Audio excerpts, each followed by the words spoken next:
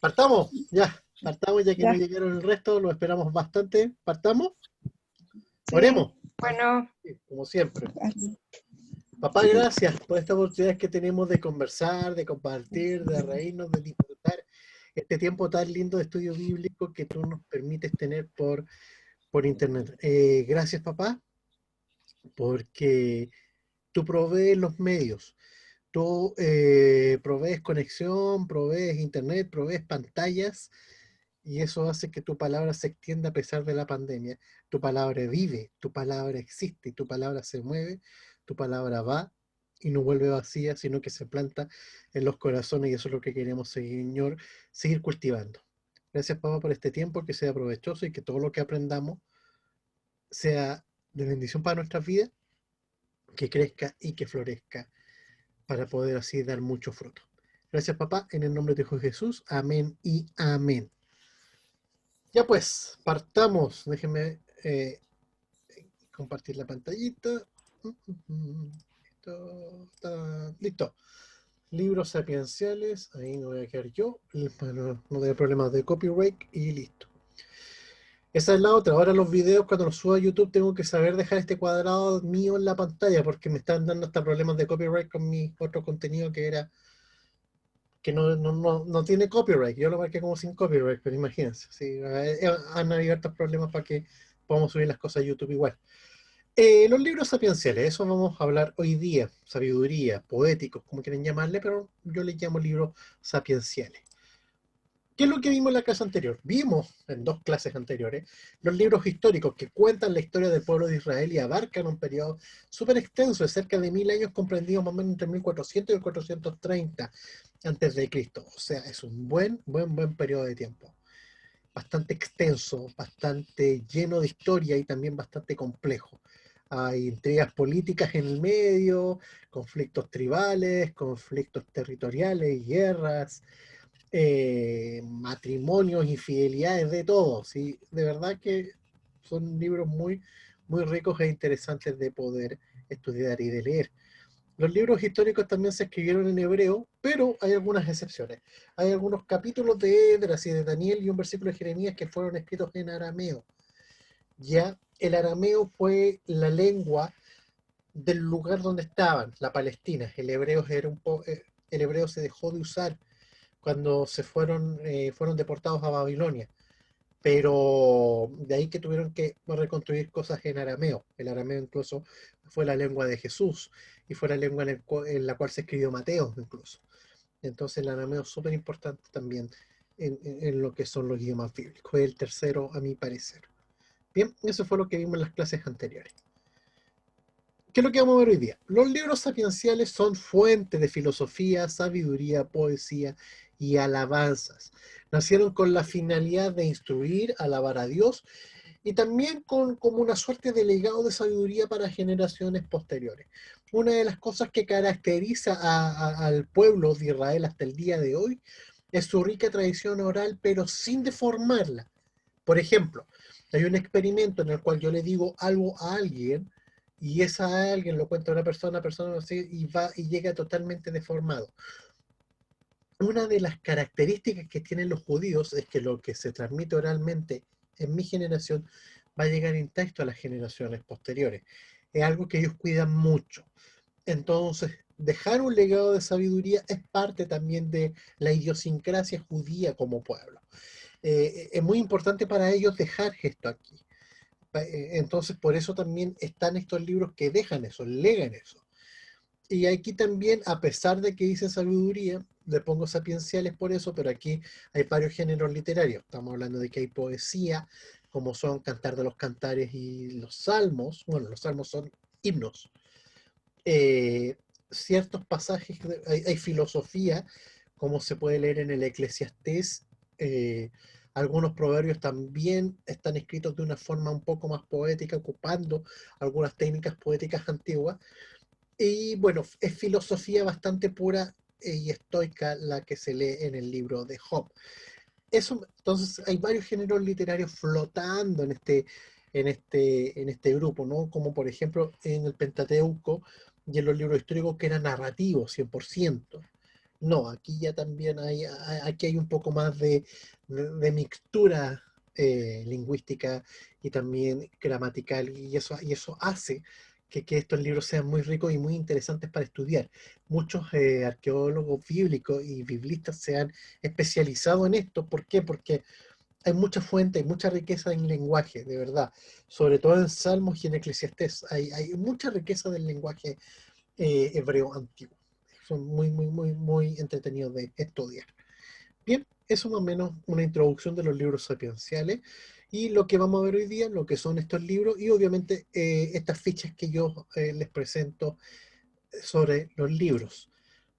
Bien, lo primero, lo que son. Los libros sapienciales, en la Septuaginta son 7 libros, eso es como dato bien importante, pero para judíos y protestantes son 5 libros. Ustedes dicen, ¿pero cómo? ¿Son 5 libros? Sí, son 5 libros. Pero en la Septuaginta agregó dos más. Agregó un libro que se llama así, Sabiduría, y otro libro que se llama Sirácida, o la Sabiduría de Ben Sirá. Eh, entonces, son dos libros que, si bien son poéticos, tienen la misma estructura. Por ejemplo, sabiduría, el libro de la sabiduría tiene mucho, es como una mezcla entre Eclesiastés y Proverbios. Tiene muchos proverbios, pero no tan poéticos, sino como prosa. Y si bien pueden fungir una buena función en la actualidad, lamentablemente, como están escritos en griego y no se le puede hacer una trazabilidad histórica, no se puede enlazar a este canon. Estamos hablando, como lo vimos en las primeras clases, el canon que nosotros ocupamos es el canon hebreo que está enmarcado dentro del Tanaj. Entonces, ahí no, si no aparecen ahí, aunque lo haya incluido el Septuaginta, lamentablemente no están en nuestro canon y si bien no los desechamos, pero no los incluimos. Lo mismo pasa con Sirácida. Sirácida era como una especie de filósofo de judío y tampoco está incluido. No se sabe muy bien quién era Sirácida incluso. Algunos dicen que un rabino u otro de los tantos seudónimos que Salomón ocupó para escribir. Eh, la función de estos libros puntualmente era inculcar el conocimiento en las sinagogas. Las sinagogas no, tienen que sacarse un poco este concepto de la sinagoga como un lugar netamente de culto. No, la sinagoga también era un lugar de instrucción. La sinagoga también funcionaba como una escuela. En la sinagoga uno aprendía a leer, uno aprendía a escribir, uno aprendía leyes, aprendía ciertas nociones de aritmética, álgebra y geometría dentro del contexto judío. También se dice que se enseñaba la cábala y se enseñaban las tradiciones orales que están en la Mishnah. Entonces, estamos hablando de que la vida de cada pueblo, de cada ciudad, giraba en torno a la sinagoga. Entonces, los maestros de la ley no eran personas que solamente se activaban el día sábado, no, sino que ellos constantemente en la semana iban enseñando a sus discípulos. Cuando leemos en la Biblia de que Pablo fue discípulo de Gamaliel, Gamaliel era uno de los grandes maestros de la ley de la época, y la forma era de que lo más probable es que Pablo haya estado desde los 5 años con él, lo que nosotros conocemos como la época del kinder, y que haya estado con él hasta que pudo convertirse en un hombre como tal a los 12 años, cuando lee los rollos de la escritura en la sinagoga. Ahí se le consideraba hombre y podía entrar a ese otro conocimiento, que si bien no era más hermético ni nada, sino que simplemente no se le enseñaba a los niños. Entonces, estos libros servían para eso, servían para dar sabiduría, para inculcar buenas costumbres, para hablar un poco más de corrección y de integridad. Eso es lo que buscan, nos sirven para eso. Y también, y también podemos ver que ellos muestran cómo es la poesía bíblica y cómo su estructura, es lo que les dije en la introducción.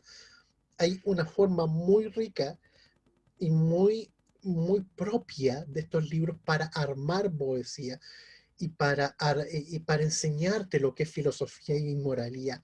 De verdad que son súper importantes tenerlos en cuenta. Los libros que componen esta sección son Job, son los Salmos, son los Proverbios, son el Eclesiastés y también el Cantar de los Cantares. Bien, Ahora, los autores.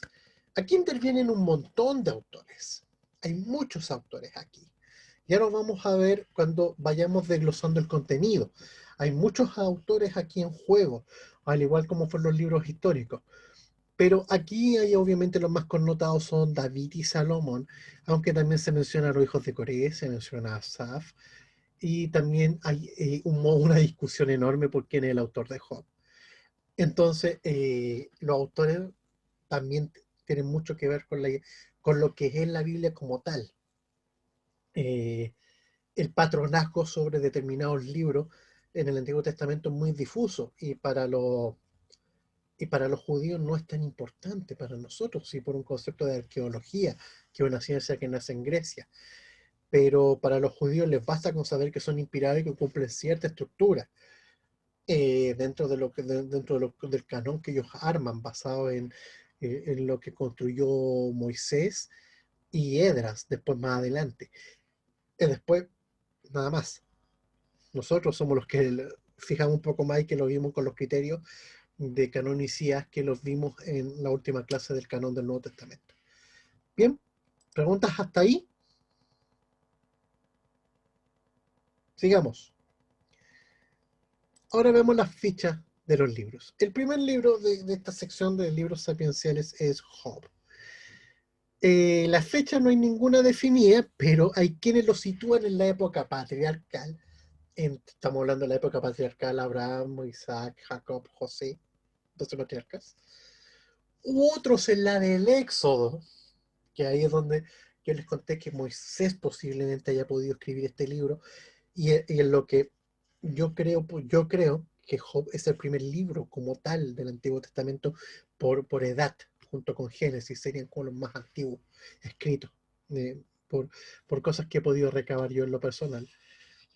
O otro que ya se escribió súper tarde, en el siglo II, durante la época de cuando el pueblo de Israel está siendo conquistado por los judíos, perdón, por los griegos, y que ellos arman la revolución de los macabeos, se logran sacar este yugo de encima y vuelven a crear esto, y al final se terminan convirtiendo igual en un estado vasallo de Roma. Les duró re poco la independencia. El autor, también no hay ninguno definido, algunos dicen que es Moisés, aseveración personal mía, y otros dicen que algún escriba del tiempo patriarcal, no los patriarcas. Ahí es donde entramos un poco ahí hay que ocupar un poco la arqueología bíblica. Estamos hablando de que el contenido de Job funciona mucho en base eh, a la moral caldea, ¿ya? Entiéndanme el contexto un poco. Obedece más o menos a lo caldeo y a lo egipcio al mismo tiempo. Y ahí es donde entran las confusiones. ¿Puede escribirse el periodo patriarcal? Sí, porque las influencias caldeas del periodo patriarcal son súper evidentes. Venía de Caldea Abraham, por consiguiente heredó eso a Isaac a Jacob. También tiene cosas egipcias de filosofía, obvio, ¿por qué? Porque si se le atribuye a Moisés, Moisés se crió dentro de la corte de Faraón, por consiguiente, él, su forma, su bagaje cultural era totalmente egipcio. Entonces, eso hace de que la forma en que esté estructurado este contenido tenga estas diferencias y nadie todavía se ponga de acuerdo quién escribió Job. Otros dicen que fue un escriba de la época patriarcal, sí, lo más probable, porque los patriarcas no sabían escribir o su lengua era casi una lengua muerta ya en la época. Bien, y el objetivo de esto era hablar de la fidelidad hacia Dios y de la retribución divina. La retribución divina es un tema que todavía a nosotros no nos compete. La diferencia está en que la retribución divina ahora para nosotros tiene otro contexto. En la época era juicio-castigo. Te portan mal, te castigo en el momento. Acá nosotros estamos en un tiempo de gracia en la cual todavía tenemos tiempo para poder enmendar nuestro rumbo, para que al final de la jornada de nuestra vida, sea que muramos o sea que seamos testigos de la venida del Señor, eh, la retribución divina sea favorable a nosotros. Bien, de eso también habla el libro de Job. El libro de Job tiene una primera parte que es ya el prólogo como tal, con la prueba. Cuenta y sitúa que están en la tierra de Uz. En la tierra de Uz podría ser Caldea también. Y ahí es donde aparece en la segunda parte, esta parte, bueno, en redundancia, este apartado, habla del cielo, la presencia del Señor, cómo está Él, y de que le aparece este personaje llamado Satanás, y habla de Job. Y Dios le dice, no ve a mi siervo Job y todo eso. Y ahí es donde el diablo también teje su mentira para tratar de desacreditar a Job. Y ahí es donde empieza la calamidad, la muerte de los hijos y todo ese cuento. Y después en el capítulo 2 versículos 1 al 6, vamos de nuevo a la presencia del Señor. Y ahí es donde Él desata, entre los que en el capítulo 2 versículos 7 al 13, la total calamidad de Job. Total calamidad nos referimos a que pierde a sus hijos, pierde todo lo que tenía, se enferma, tiene esta enfermedad en la piel, esta sarna, terrible, y se queda ahí, con todo perdido, con todo destruido, y con una mujer que le dice maldice a tu Dios y muere. Una mujercita bastante buena. Y eso, de verdad que es como bien duro el inicio del libro de Job. La segunda parte empieza los debates entre Job y sus amigos. Y ahí es donde entra un poco la forma de entablar lo que yo les contaba sobre cómo se hila este relato de Job. La primera parte es muy caldea, la forma de mostrar el contenido y de atacar una situación de una historia, situando, mostrando personajes, propiciando una situación. Muy también del teatro antiguo, del teatro de tragedia griega. También funciona de la misma manera, y también como muy shakespeariano. La segunda parte habla de debates, que era muy común también, y es muy común en la filosofía oriental, el debatir, el sentarse a buscar los problemas de la vida a través del debate, que a veces no conduce a nada, pero es debate. Esta es una de las partes más largas del libro, la segunda parte de los debates de Job y sus amigos, que de amigos no tenían no eran muy buenos amigos, que digamos. La primera serie de discursos se da entre el capítulo 3 y el 14. La segunda serie de discursos se da entre el capítulo 15 y el 21. Y la tercera entre los capítulos 22 y 31. Estos discursos hablan de la futilidad de la vida, de que por qué Dios nos envía a sufrir, si lo único que se nos garantiza en la tierra es sufrimiento. Y esa es la gracia de Job, que es muy universal y es muy transversal al tiempo. Estamos hablando de que si uno empieza a leer toda esta parte de los discursos, nos vamos a dar cuenta de que son situaciones y que están pasando en la actualidad todavía. Por ejemplo, ¿por qué Dios permite la maldad? ¿Por qué Dios no, si tiene todo el poder y puede con un chasquido destruir gente, por qué no destruye los malos y paramos esta historia? Todo eso está en estos discursos, y aparte que ahí también hablamos de amistad, hablamos de Dios, y todo eso está englobado en esta parte. La tercera parte es la intervención de Eliú. Eliú es uno de los personajes que también intervienen en el libro de Job. Eh, y ahí es donde lo primero que hace es darles un gran discurso aleccionador a los amigos de Job, que está en el capítulo 32. Después Eliú le da un discurso a Job, que está en el capítulo 33. Después Eliú vuelve a darles otro discurso a los amigos de Job en el capítulo 34. Y después de nuevo retoma con Job y le da otro discurso un poco más complejo en el 35 y el 37. Si es que se fijan, esta parte se funciona mucho a la filosofía oriental. Es por eso que yo les decía que se ramifica un poco con lo que es esta filosofía más babilónica, más caldea. ¿Ya? Después viene una cuarta parte, que es cuando ya Dios se revela a Job y se muestra totalmente. Aquí entramos a la parte más egipcia del texto. El primer desafío del Señor a Job, cuando le dice, ¿acaso tú puedes hacer lo que yo hago? ¿Acaso tú puedes darle forma a las estrellas? ¿Tú puedes hacer esto? ¿Tú puedes hacer esto otro? Y es lo que Dios lo desafía, porque estamos hablando que Job se queja y llega a niveles de queja muy fuertes. Eliú le trata de hacer este zamarreo santo y lo deja. y como que ya ahí se despabila un poco. Y después viene esta respuesta de parte del Señor y como que lo desafía. Le dice, ¿puedes tú con esto? ¿Puedes tú hacer esto? ¿Puedes tú esto? ¿Puedes tú añadirte vida? ¿Puedes tú añadirte esto? ¿Puedes tú hacer esto? No, no puedes. Tú no puedes. Y ahí es donde Job se lanza una respuesta, pero ¿por qué yo tengo que hacer esto aquí? Y después Dios vuelve a decirle a Job, oh, ¿acaso aquí, acaso acá, y acaso acá, y acaso acá? Eso lo leemos en el capítulo 40, del 6 al 41.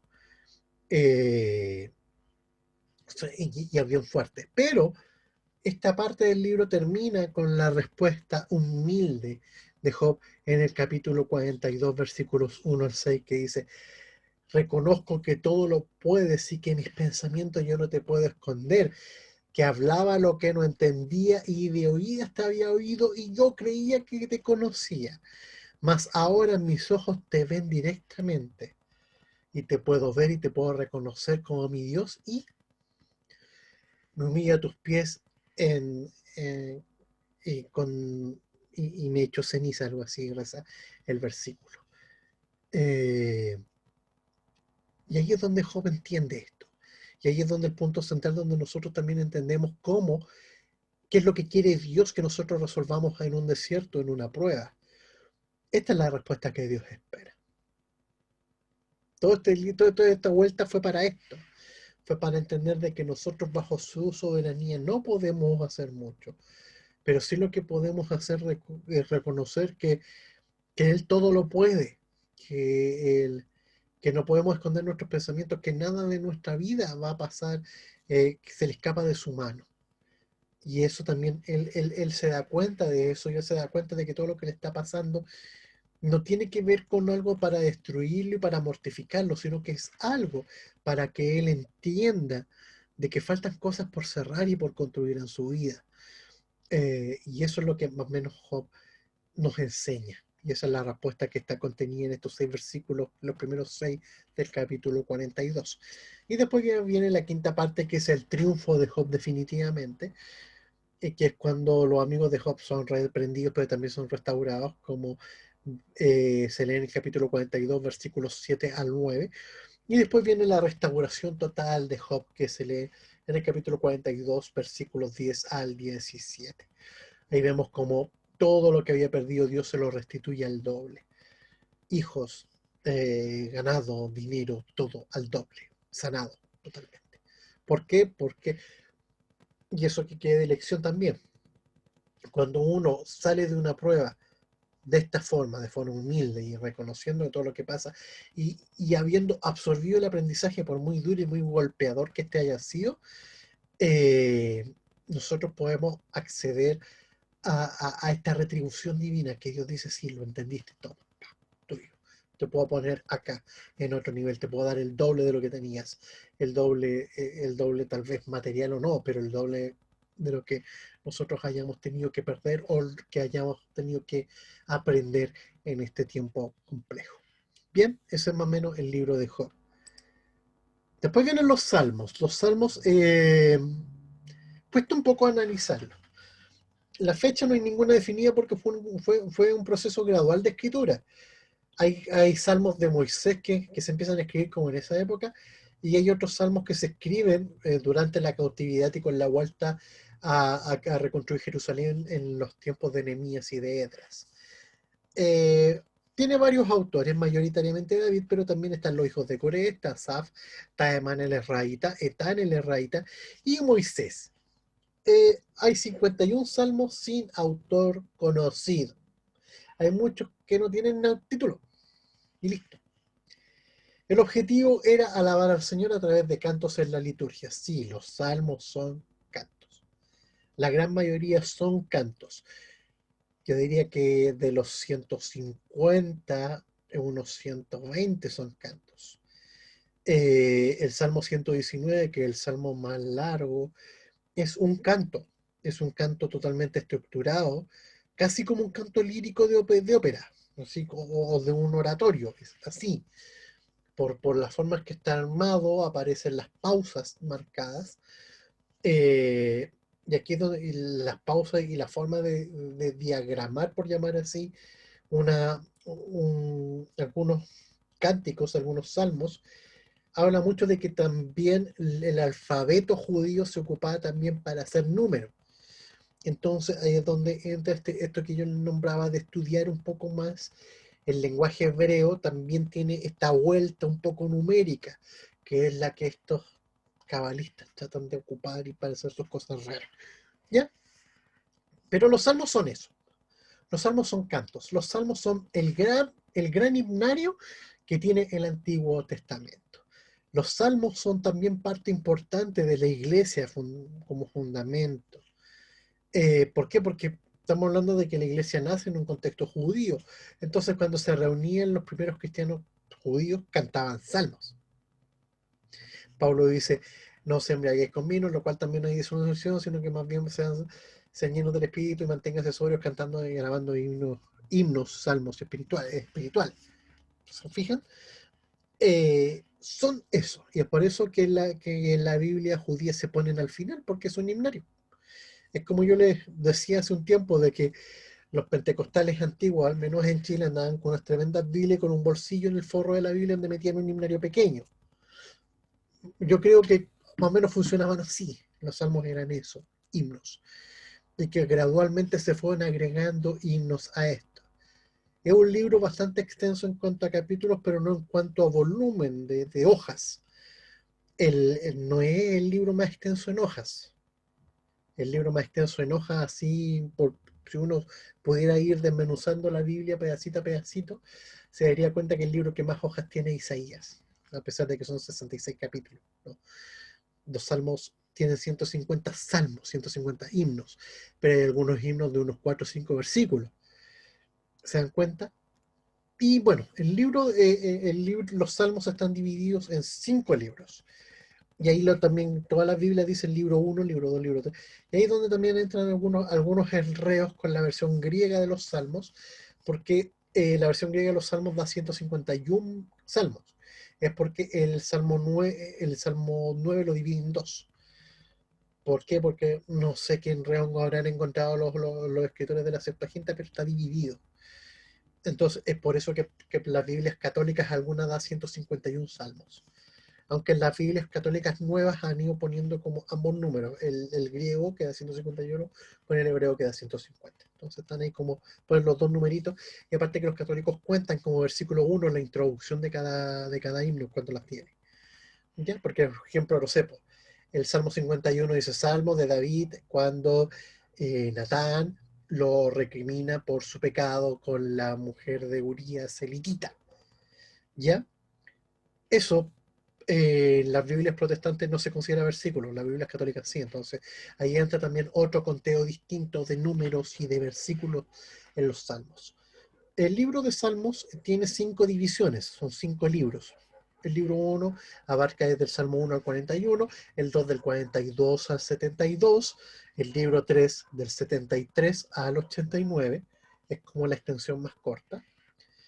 El libro cuarto, que está con el Salmo 90 al 106, y el libro quinto, que está del 107 al 150.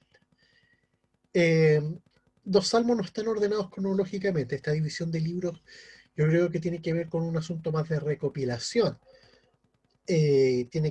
Tampoco por tema, porque hay algunos salmos súper tristes mezclados con unos muy alegres. Por ejemplo, si ustedes analizan el Salmo 23, que dice, el Señor es mi pastor, nada me faltará, y en lugares de delicados pastos me hará descansar, el Salmo 24 dice otra cosa. Y un poco más allá el Salmo 33 dice otra cosa, y después el Salmo 91, el Salmo 90 dice una cosa, el Salmo 91 dice otra cosa. No, tampoco es un asunto temático, es un asunto que tiene que ver netamente con una estructura, creo yo, conforme lo fueron recopilando. Bien, y esa es la estructura de los salmos. Eh, no quise aventurarme más allá en desglosar mucho estas partes porque es muy largo, y hay algunos libros que solamente dicen salmo y el número, más de eso no dice.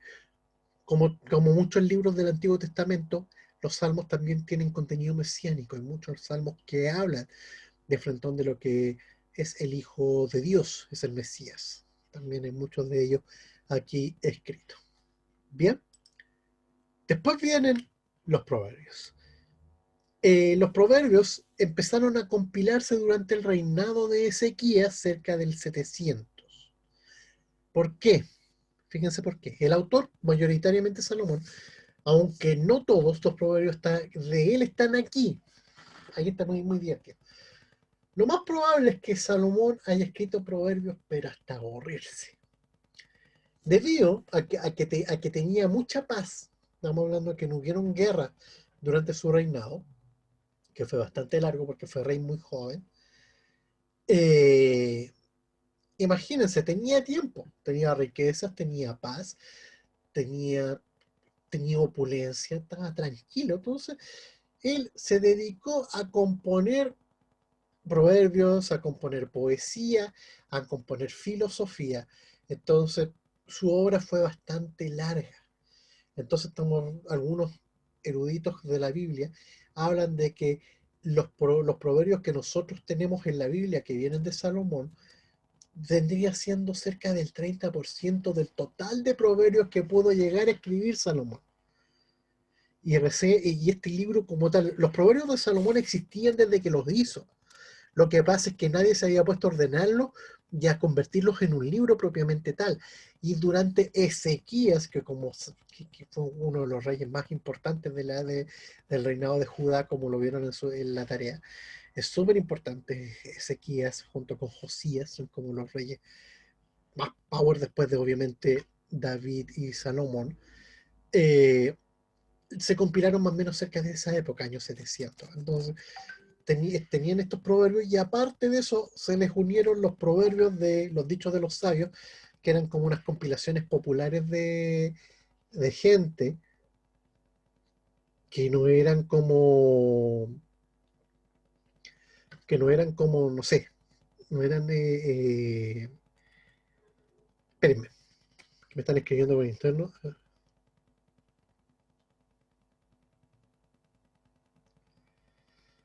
Espérenme un poco, espérenme un poquito. Disculpen que esto es.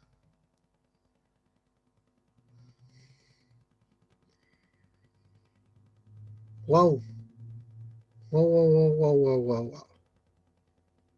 Kevin y otros más se quedaron, no tienen el link, se les perdió el link y me lo están pidiendo. Por eso no se habían conectado. Esperen,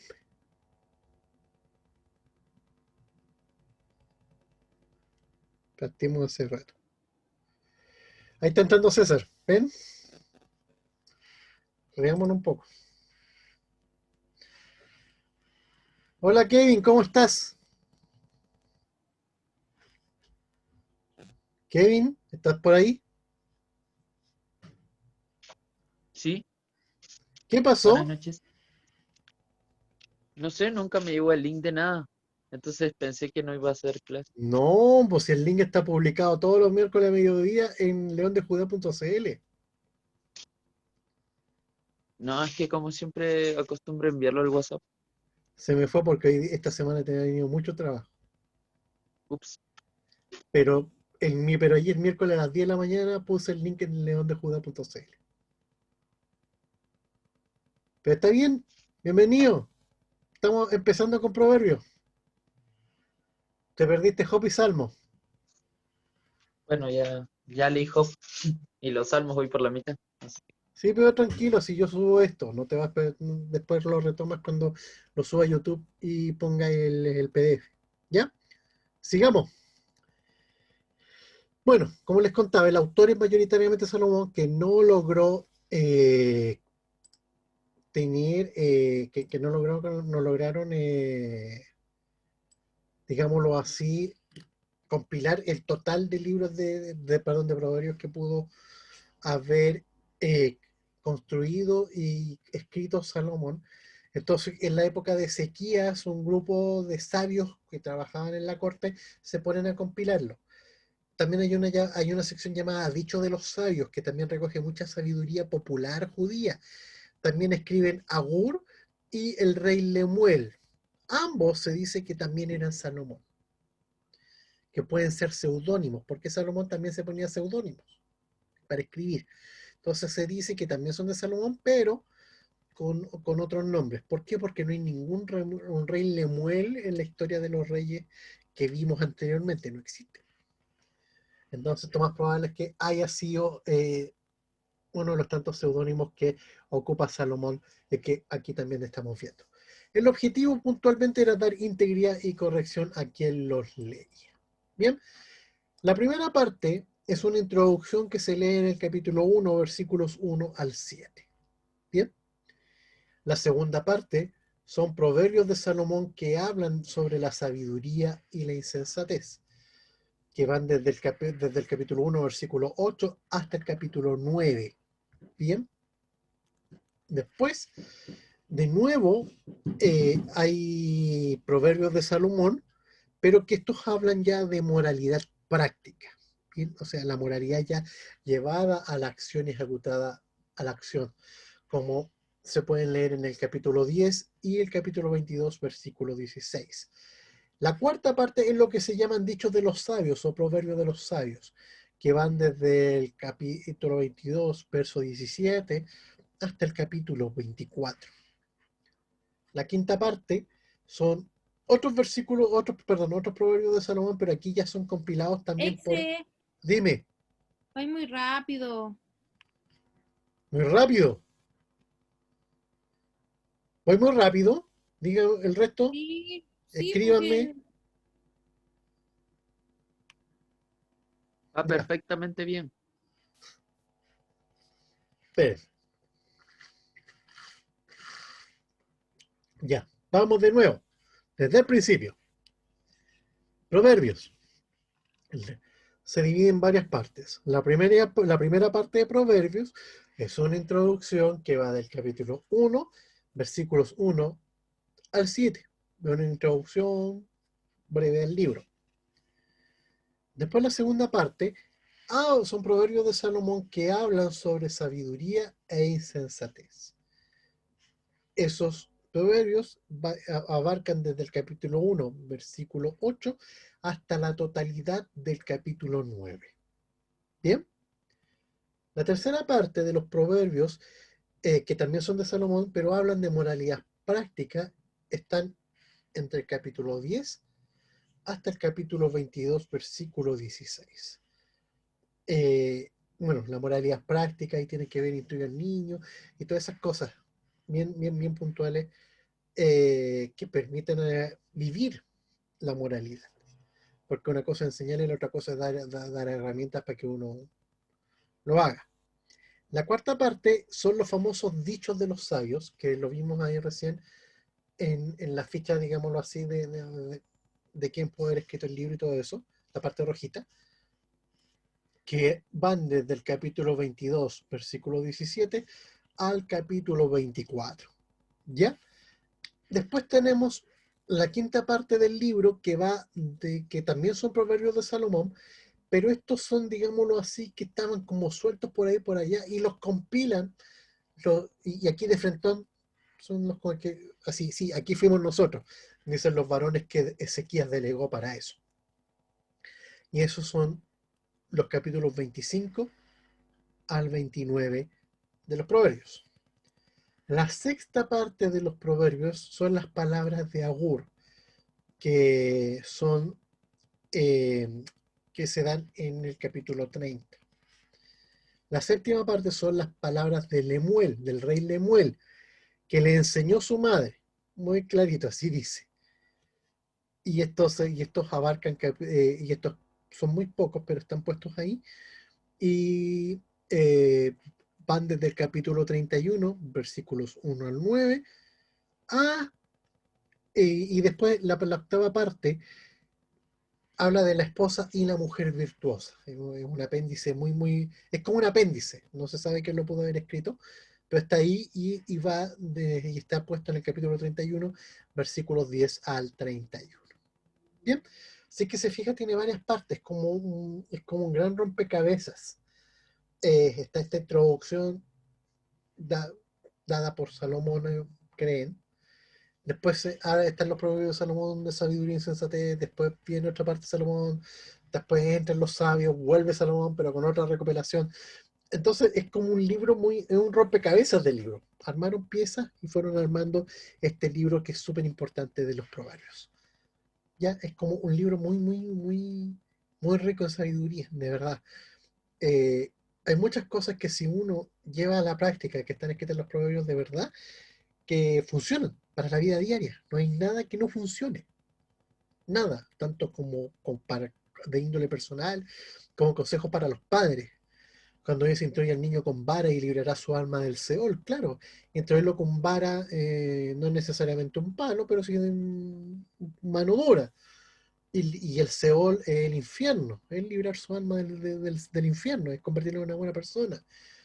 Un hijo obediente en la honra de su padre, pero un hijo desobediente o necio en la vergüenza de su madre. Entonces, de verdad que son bastante cosas muy entretenidas y muy ricas. Y obviamente la última parte, mi mujer virtuosa, quien la hallará y todo eso, que todos los que tenemos la suerte de estar casados con una mujer nos damos cuenta de que encontramos a aquella mujer y somos felices. Bien, eso es Proverbios. Ahora nos vamos con el cuarto libro, que es el Eclesiastés, o Coelet, como se llama en hebreo. Fue escrito más o menos en el 930 a.C. El autor, Salomón, aunque no se identifica como tal, se identifica como el predicador, o otro de sus seudónimos. El predicador, el maestro, el anciano. Otras cosas, depende de la traducción, pero eso más o menos, Coelet, el Eclesiastés o el predicador, es como la traducción mejor lograda. Otro, otro seudónimo de Salomón. El objetivo era dar integridad y corrección mediante un enfoque tal vez más pesimista, pero muy real y cierto, muy actual. El Eclesiastés, al igual que Job, es un libro que no tiene tiempo, es un libro cuyo contenido también se aplica a la actualidad del siglo XXI. Entonces es bien rico y aunque un poquito melancólico y triste, incluso pesimista, por llamarlo así, muy oscuro. La primera parte del libro de Eclesiastés va desde el capítulo 1, versículos 1 al 11.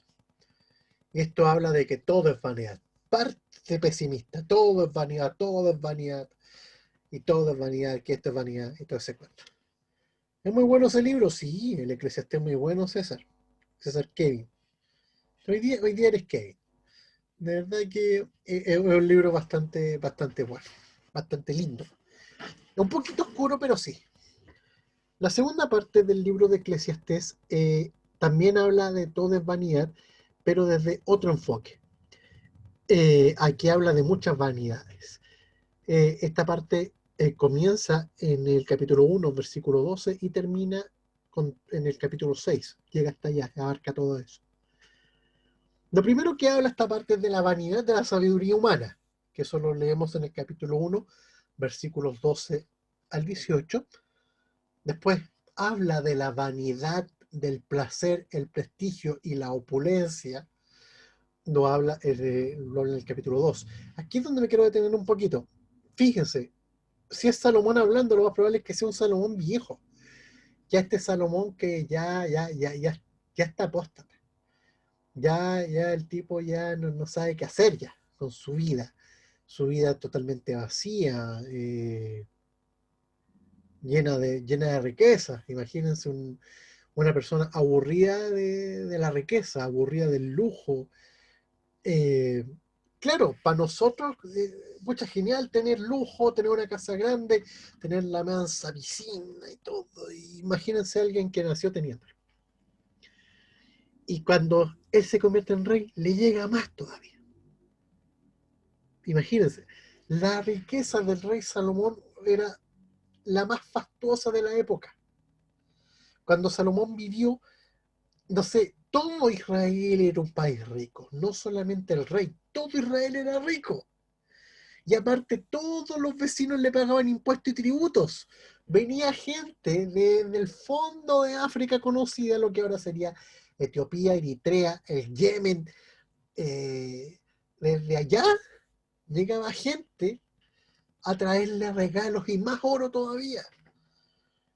reyes vecinos le pasaron materiales nobles para construir el templo. Imagínense la opulencia, el esplendor. Todo era oro, todo era vanidad. Y eso es lo que habla en el capítulo 2. El capítulo 3 habla de la vanidad del ciclo de la vida y de la muerte. Se da una vuelta así un poco oscura de la vida, de lo que se nos viene. No, sí, de verdad que se dan unas profundidades bien buenas. En el capítulo 4 hablamos de la vanidad de las desigualdades de la vida. O sea, las desigualdades de la vida existen desde esa época, vienen de antes. Y todo eso es vanidad. Aquí el concepto de vanidad no tiene que ver con algo que... A ver, ¿cómo se lo explico el concepto de vanidad conforme a lo que está hablando Salomón aquí? El concepto de vanidad para nosotros es algo que nos da una falsa seguridad. El concepto de vanidad nos da algo, un piso que no es real, humo. Flotamos sobre nada. Y eso no tiene ningún asidero porque es humo. Por consiguiente se cae, no existe. Es como el dinero. Eso le explicaba el otro día a mi esposa, conversábamos de eso. En Chile, como varios países del mundo, el sistema monetario chileno es fiduciario. ¿Qué quiere decir esto? Fiduciario es que es un dinero que no tiene respaldo en oro como otros países. Por ejemplo, hasta hace 20 años atrás, por ejemplo, mi billete de 1.000 pesos equivalía a 1.000 pesos conforme su conversión en oro. Y yo podía ir al Banco Central y decirle, ¿sabe qué? Deme 1.000 pesos de oro. Y el Banco Central tenía que pasarte los gramitos de oro que estaban más o menos dentro de una tabla que te podía equivaler ese billete de 1.000 pesos. Ahora no. Que es lo que permitió con eso un mejor manejo de la inflación. Es por eso que tal vez en este país la inflación, a pesar de la pandemia y todo lo duro que ha sido, todavía no revienta tan fuerte. Es por eso, porque el sistema fiduciario, una de sus particularidades es esa, que es más fácil de controlar el nivel de inflación. ¿Por qué? Porque el dinero técnicamente no existe, sino que tiene un valor que le asignamos nosotros, en este caso el Banco Central. Entonces, todas esas cosas de las lucas, de las desigualdades de la vida y todo ese prestigio, es vanidad. ¿Por qué? Porque nosotros le estamos dando el valor que nosotros creemos que tiene, pero no el valor real. ¿Se entiende? No tiene valor real. Un billete, incluso es muy chistoso porque el billete de 1.000 pesos es más caro de fabricar que lo que cuesta su denominación. Un billete chileno de los de plástico cuesta aproximadamente 2.400 pesos fabricarlo. Da lo mismo si es de 1.000, 2.000 o de 5.000. Es más caro. Entonces ahí es donde entendemos el concepto de fiducia, de lo que no existe, de lo que nosotros le damos y garantizamos qué valor tiene. Eso es la vanidad que habla Salomón.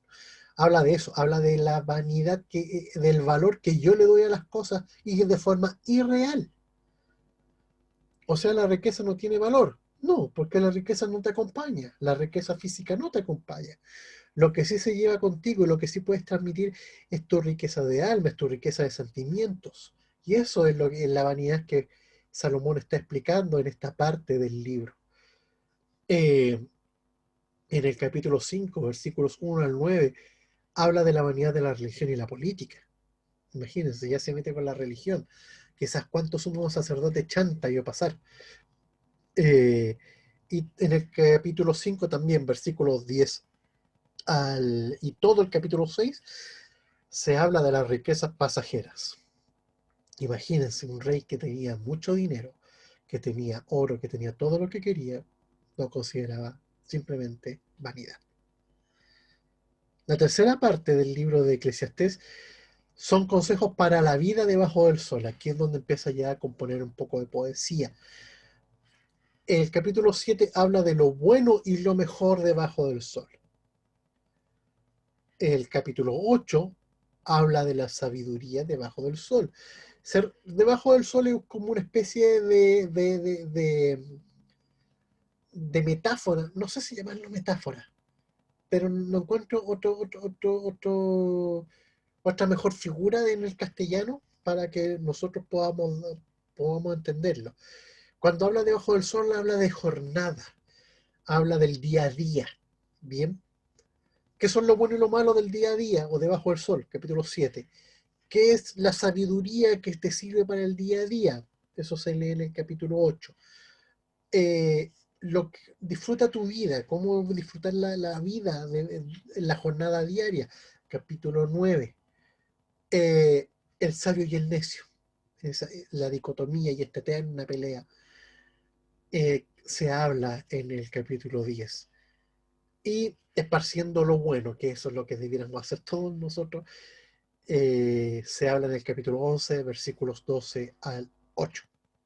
Y la cuarta parte es el epílogo de este libro, ya el cierre que le da Salomón, y que habla de lo bueno debajo, lo mejor, lo más excelente debajo del sol. Capítulo 12, versículos 9 al 14. Este cierre de la idea. Él va partiendo de que todo es vanidad, todo es mentira, todo no existe, y al final nos da una vuelta súper pesimista, pero para enseñarnos que lo mejor debajo del sol es simplemente ser uno y que las cosas tienen que depender de ellos. Eso es más o menos a donde llega el eclesiástico o el predicador en esta forma de discurso muy propia de la literatura judía. Maimónides y otros sabios más también escriben libros así, de estructura. Bien, y el último libro de sabiduría es el Cantar de los Cantares, o el poema más bello de todos los poemas. Así también puede traducirse el Cantar de los Cantares. Es eso, un cantar es un tipo de poema. Este nombre en inglés tiene otro nombre. El Cantar de los Cantares es como una forma muy castellana de nombrarlo. Fue escrito aproximadamente entre 960 y 950 por Salomón, que si bien no se identifica, pero sí se identifica, el Cantar de los Cantares, que es de Salomón. Aquí posiblemente lo escribió más joven, por la forma en que está diagramado el poema. Habla de un Salomón más joven que el de Eclesiastés. El de Eclesiastés está más viejo, ya está choreado de la vida, ¿no? Aquí ya está más joven. Y el objetivo es ese, exaltar el amor puro y verdadero entre un hombre y una mujer usando lo más excelso de la poesía. Este Cantar de los Cantares fue escrito de la forma más bella posible. Incluso el Cantar de los Cantares se dice que ni siquiera era como una especie de ópera, que se recitaba con música, que era un poema dramatizado. Así, Salomón se esmeró por hacerlo. O sea, le puso lo mejor que tenía para escribir esto, que es lindo. Algunos sobre todo los teólogos de la corriente más católica protestante, por llamarlo así, como Lutero, Calvino, que venían de las tradiciones católicas fuertes, dicen que el Cantar de los Cantares habla de esta relación Jesús-Iglesia, de cómo sería este coqueteo constante. Este libro es muy lindo, es muy bello. Habla del amor, pero del amor puro, del amor de una poesía desatada, linda, preciosa. No, sí, de verdad que es muy lindo el libro. La primera parte de este libro es la introducción, título y preludio, capítulo 1, versículos 1 al 4. Esta introducción del libro, el Cantar de los Cantares y todo ese cuento, una introducción cortita. El primer poema es el diálogo del esposo y el esposo. Eso está en el capítulo 1, versículo 5 al 2:7. Después viene el segundo poema, que es el primer monólogo de la esposa, que va desde el capítulo 2, versículo 8, hasta el capítulo 3 completo. El tercer poema, si es que se fijan son varios poemas, es el primer monólogo del esposo, capítulo 4, versículos 1, capítulo 5 al 1. Después viene el segundo monólogo de la esposa, y ahí es donde ya se pone muy lindo, porque habla de habéis visto al que ama mi alma. O en otra parte dice, en el monólogo del esposo dice, sal de ahí, preciosa mía, que quiero ver tu rostro de amor.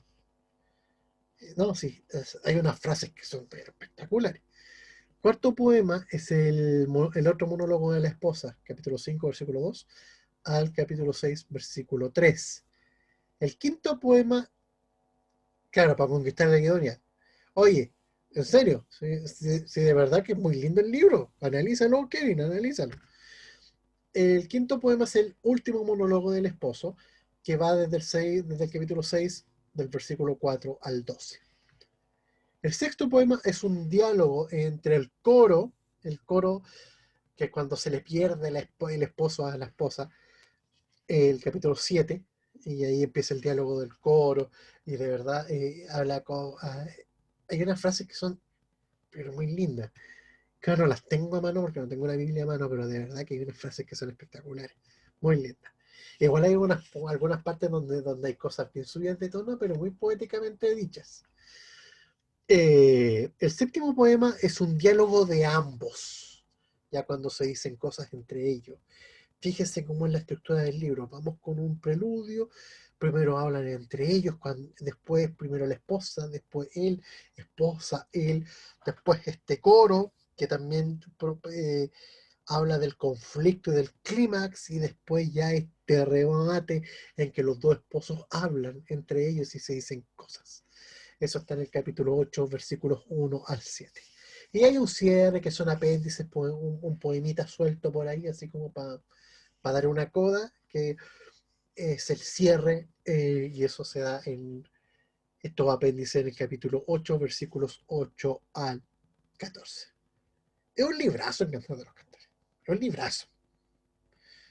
Como les dije, tiene frases así que, eh, no sé, pues, habla de los pechos de la mujer, de lo que huele el hombre, ¿no? Sí, de verdad que quien ha visto a mi amado y recorrido buscándolo.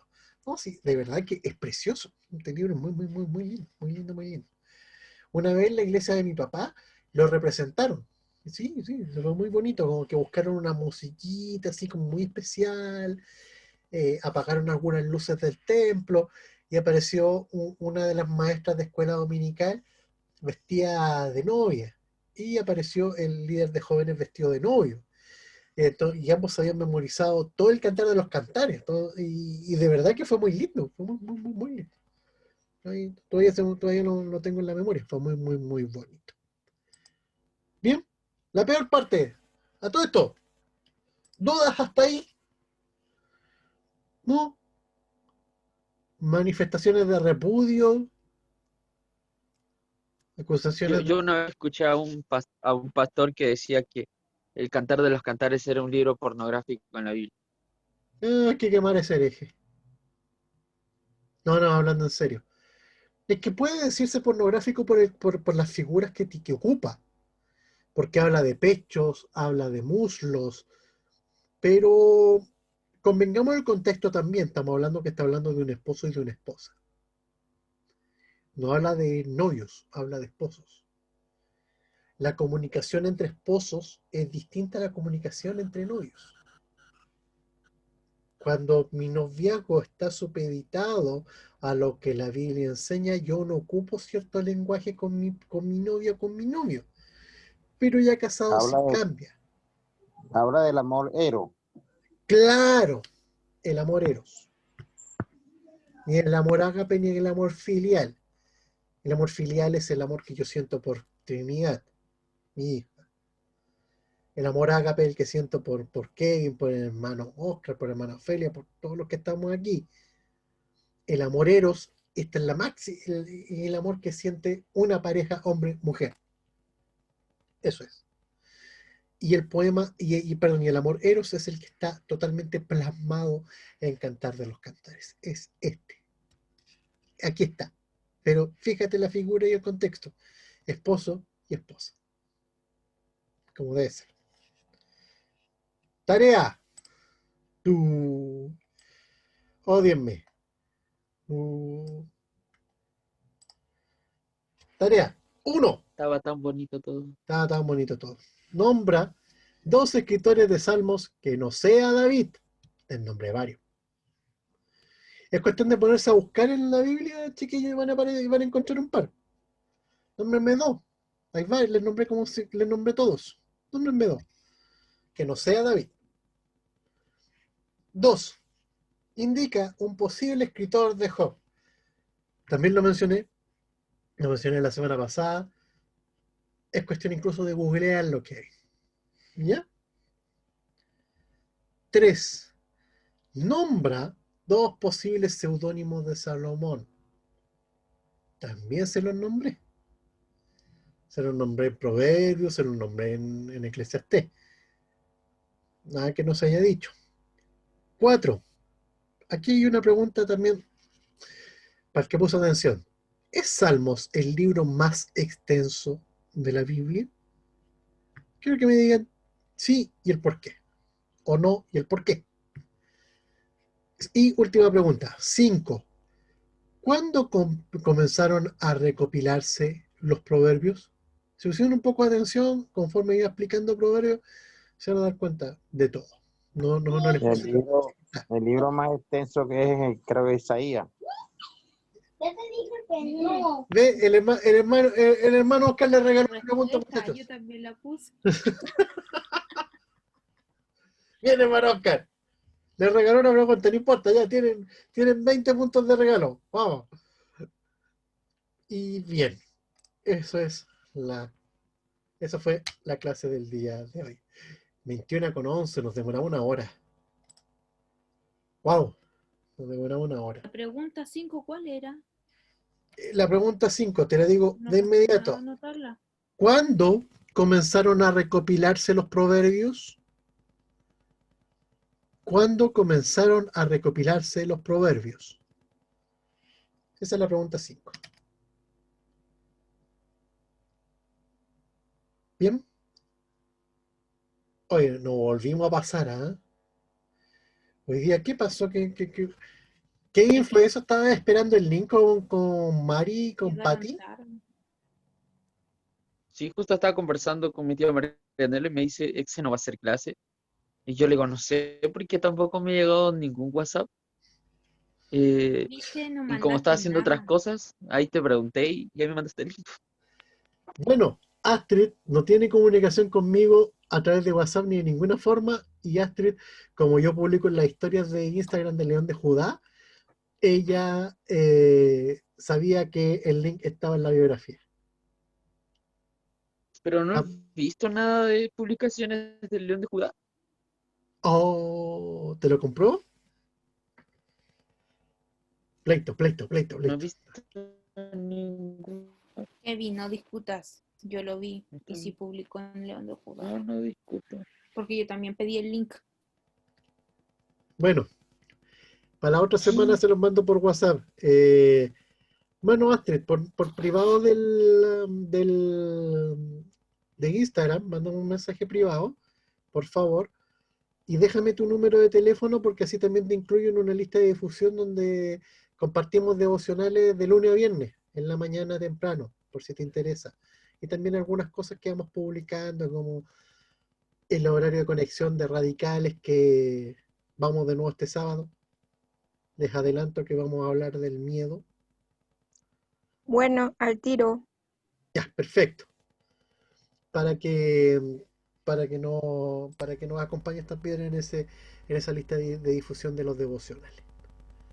Ya, que yo los comparto en la congregación donde asisto y aparte hay un grupo aparte donde hay alguna gente de la congregación, pero también hay algunos amigos cristianos y gente que no es y algunos familias y todo eso que no están en la congregación, ahí también les llega. ¿Ya? Para incluirte. Eso. Oremos para despedirnos. Igual se nos alargó un poco. Yo pensé que iba a ser más corto, fue igual de largo. Oremos. ¿Ya? Papá, gracias por esta oportunidad que tenemos de entender los libros de sabiduría, lo lindo que son, lo lindo que en ellos podemos encontrar. Sabiduría, reprensión, corrección, moral, poemas muy lindos. Gracias, papá, porque los están en la Biblia y los podemos disfrutar, los podemos leer, los podemos entender. Papá, bendice a todos los que se han podido conectar el día de hoy. Bendícelos, cuídalos, protégelos de toda enfermedad, de toda complicación. Y, Señor, sé tú con ellos y que esto que se llevaron hoy día se lo internen bien adentro de su corazón para que crezca.